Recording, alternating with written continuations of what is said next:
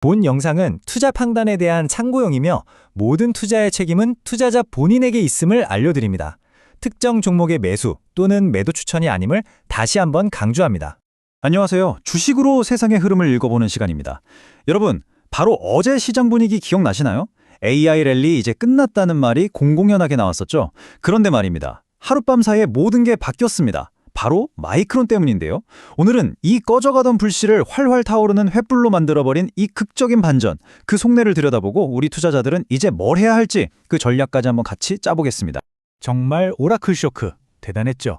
시장이 그냥 AI 버블 드디어 터지는구나 하는 공포감에 휩싸였잖아요. 그런데 바로 그 다음날 마이크론이 정말 모두의 예상을 깨고 엄청난 서프라이즈 실적을 발표하면서 그 공포를 한 방에 희망으로 바꿔버렸습니다. 진짜 한 편의 드라마 같았죠? 오늘은 바로 이 반전 드라마의 주인공 마이크론 얘기를 중심으로 시장을 한번 제대로 뜯어보겠습니다. 자, 오늘 우리가 살펴볼 내용들입니다. 먼저 시장 전체가 어땠는지, 그야말로 롤러코스터 같았던 시장의 승자는 누구였는지 보고요. 그리고 오늘의 하이라이트죠. 마이크론과 오라클의 AI 대전. 여기서 승패가 어떻게 갈렸는지 보겠습니다. 또 시장을 들었다 놨다 했던 CPI 데이터. 이거 믿어도 되는 건지 한번 따져볼 거고요. 마지막으로 이 모든 걸 종합해서 그래서 우리는 뭘 해야 하나? 이 질문에 대한 답, 실전 전략까지 같이 찾아보겠습니다. 네, 그럼 첫 번째 순서로 바로 들어가 보죠. 정말 롤러코스터를 타는 것 같았던 어제 시장. 과연 그 끝에서 웃은 건 누구였을까요? 시장의 큰 그림부터 한번 살펴보겠습니다. 보시면 3대 지수가 다 오르긴 했어요. 그런데 진짜 주인공은 따로 있었죠. 바로 나스닥입니다. 무려 1.38%나 급등했는데 이 숫자가 뭘 의미하겠어요? 시장의 돈이 전부 어디로 쏠렸는지를 아주 명확하게 보여주는 거죠. 네, 맞습니다. 오늘 계속해서 이야기하게 될 바로 그 AI 테마입니다. 그리고 이 숫자를 보세요. 이게 바로 어제 시장의 분위기를 딱 한마디로 요약해주는 겁니다. 시장의 공포지수라고 불리는 VIX 지수인데 이게 하루 만에 7% 넘게 뚝 떨어졌어요. 불과 하루 전까지만 해도 가득했던 그 불안감이 마이크론 실적 발표 딱 하나로 그냥 눈 녹듯이 사라져버렸다는 얘기죠. 이건 시장이 다시 자, 이제 달려보자 하는 위험선호 모드로 확 돌아섰다는 아주 강력한 신호라고 볼 수 있습니다. 자, 그럼 이제 진짜 오늘의 하이라이트로 들어가 보겠습니다. 며칠만 AI 버블 공포로 얼어붙었던 시장에 마이크론이 어떻게 구원투수로 멋지게 등판했는지 그 흥미진진했던 AI 대전의 비하인드 스토리를 지금부터 한번 살펴보시죠. 이걸 보시면 상황이 한눈에 들어오죠. 한쪽에는 마이크론이 나는 이걸로 돈 벌고 있습니다 라고 확실한 성적표를 내밀었어요. AI 매출이 이렇게 늘었고 엔비디아랑은 이렇게 잘하고 있다. 구체적인 숫자를 딱 보여준 거죠. 반면에 오라클은 어땠나요?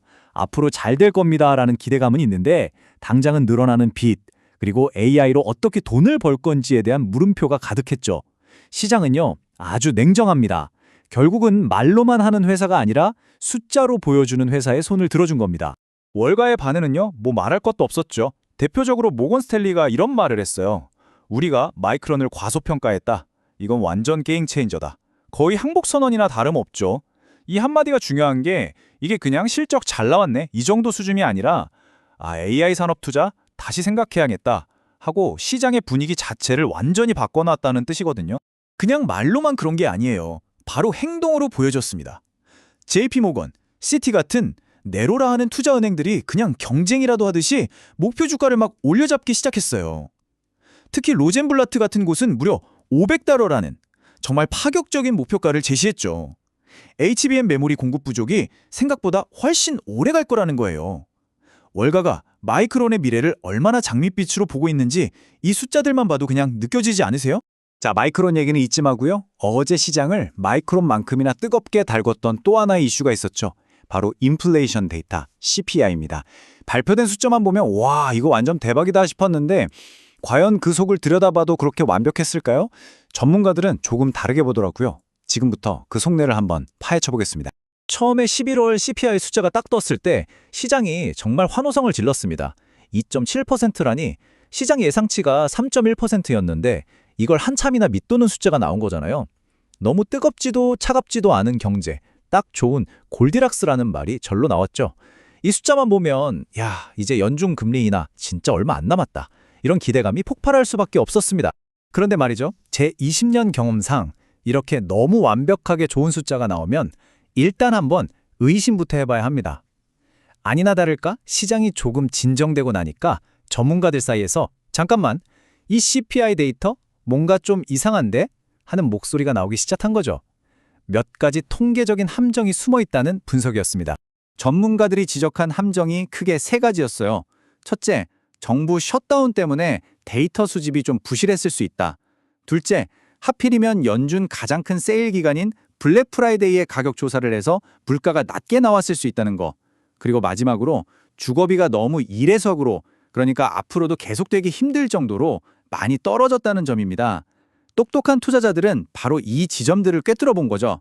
그래서 장 초반에 환호했던 시장이 후반으로 갈수록 슬슬 힘이 빠졌던 겁니다. 자, 그럼 이제 이런 큰 그림 말고요. 조금 더 현미경을 들이대서 실제 시장에서는 어떤 종목들이 주인공이었는지, 돈의 흐름은 어디로 향했는지 한번 들여다볼까요? 52주 신고가를 찍은 종목들 리스트를 보면 아주 재밌는 특징이 보여요. 키콥, 트루이스트, 시티그룹 전부 다 금융주들이죠. 이게 뭐를 의미할까요?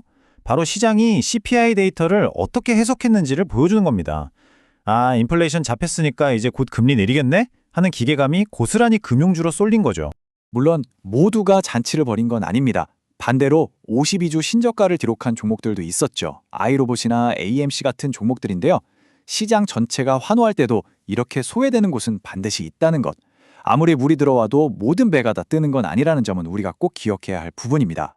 그럼 우리 개인 투자자들, 개미들은 어디에 가장 뜨거운 관심을 보였을까요? 뭐 예상하셨겠지만 역시 마이크론이었습니다. 레딧 같은 커뮤니티에서 언급량 1위를 차지했어요.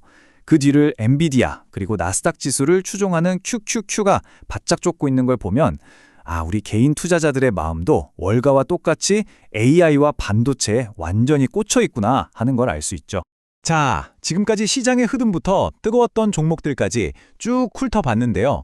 그럼 이 모든 걸 종합해서 우리 투자자들이 가장 궁금해하는 그 질문에 대한 답을 찾아볼 시간입니다.